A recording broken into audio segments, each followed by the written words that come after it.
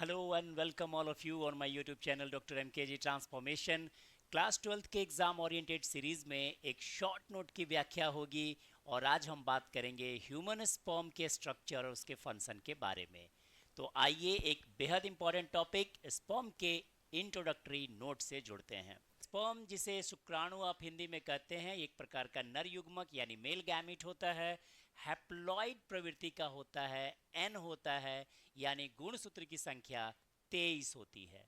अगर शुक्राणु की संरचना के हम मुख्य भागों की बात करें तो 4 विशेष प्रकार के स्ट्रक्चर इस संरचना में आपको देखने को मिलेंगे, जिसमें हेड, नेक, मिडिल पीस और टेल यानी सिर वाला हिस्सा, गर्दन वाला हिस्सा, मध्य पीस और पूंछ पाई जाती है।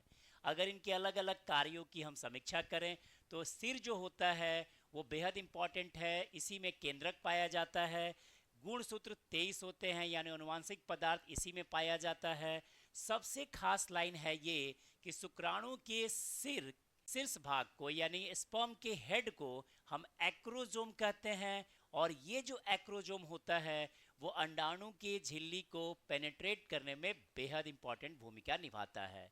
कहते हैं कि ये जो एक्रोजोम होता है ये गोल्जी बॉडी का बना होता है और इसमें हाइड्रोलाइटिक एंजाइम्स होते हैं जो निषेचन के दौरान अंडाणु की झिल्लियों को हटाने में मदद करते हैं।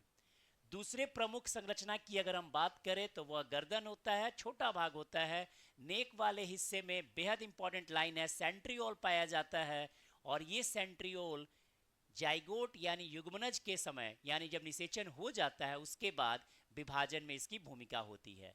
तीसरा और इम्पॉर्टेंट भाग होता है मध्य भाग, और ये एक बेहद इंपॉर्टेंट लाइन होगा क्योंकि माइटोकॉन्ड्रिया इसी भाग में पाया जाता है, और स्पर्म के मूवमेंट के लिए जो एनर्जी चाहिए वो एटीपी के रूप में माइटोकॉन्ड्रिया के द्वारा विकसित किया जाता है। तो ये एक बेहद इंपॉर्टेंट लाइन है।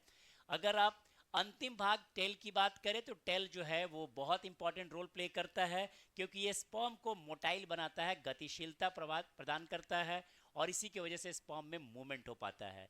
अगर आप स्ट्रक्चर की बात करें तो आपको ये स्ट्रक्चर देख के बहुत आसानी से आप ड्रॉ कर सकते हैं, जहाँ जो हेड वाला जो हिस्सा है इसके टॉप भाग को हम एक्रोजोम कर रहे हैं।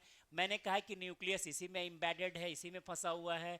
नेक वाले हिस्से में सेंट्रियोल है, मिडिल पीस में माइटोकॉन्ड्रिया है, और टेल वाला भाग जो है मूवमेंट में हेल्प कर रहा है। तो स्पर्म का स्ट्रक्चर एंड फंक्शन एक बेहद इंपॉर्टेंट क्वेश्चन हो सकता है क्लास 12th के एग्जाम के लिए।